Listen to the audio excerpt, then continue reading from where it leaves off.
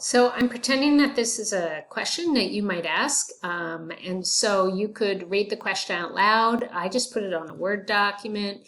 You could highlight things that are interesting. I just found this off online. I have no idea what any of this means, but you could highlight, you could explain to the students, you could underline things while you're explaining. I think this is the answer. It might, or, I don't know what the answer is actually.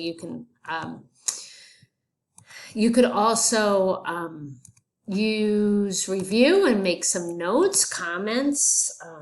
This sounds familiar, or this is what we learned before, whatever you want to do, and you just kind of walk through the question and demonstrate how you comprehend the question. And then that's it. It's super easy. You can see me here. You can also see my screen. I hope this helps.